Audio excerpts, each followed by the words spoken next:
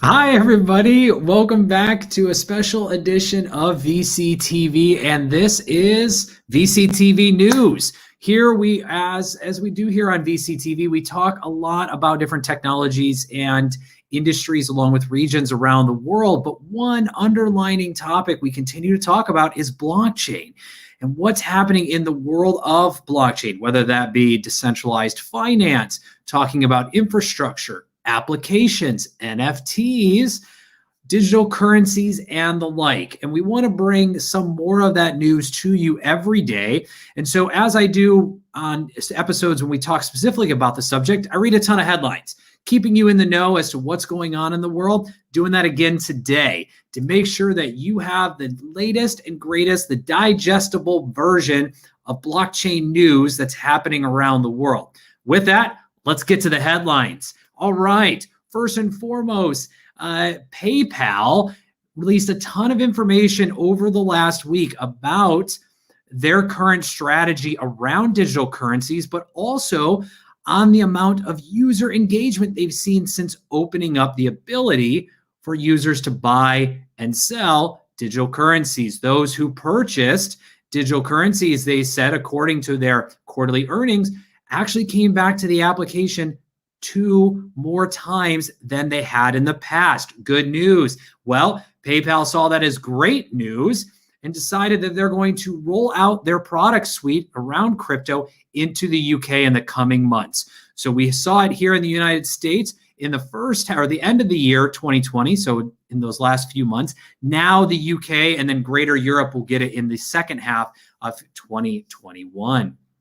Also, as you see maybe down on the screen right now, Amazon yesterday launched and announced their news to launch a digital currency effort in Mexico. After years of rumors, they finally entered the space, and we're excited to see more to come on that. We also had Figure, a blockchain mortgage company, launch and announce their SPAC, looking to raise about $250 million. This is not the first time we've heard about companies within the blockchain industry opening up SPACs and also fundraising through those special purpose acquisition companies, as they're known as well. We covered a number of those and also the topic itself of SPAC here on VCTV. Check out the archive on LATOKEN.com to find that episode along with many more as well. We also had the first North American Bitcoin ETF approved by Canadian Securities.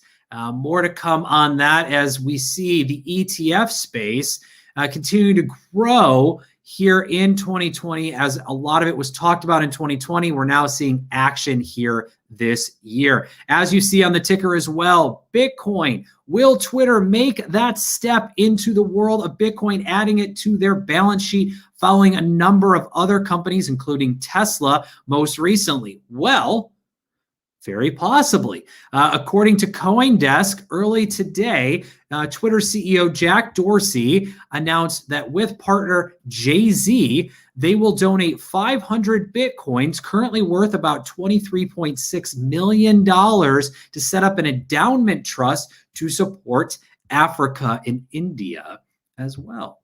Now, India is very unique in this statement because India, according to sources today, the Indian government has actually decided to completely ban cryptocurrencies throughout the country. Now, this will not be an immediate ban, they said. It will actually be a 3 to 6 month transition period in which investors who may have already invested in the space can start to roll off their investments and migrate otherwise. But the country has taken this step, which some see as maybe a step back for the country on a bigger global scale and participating in this new wave of the digital economy. However, still TBD on where that goes in the future.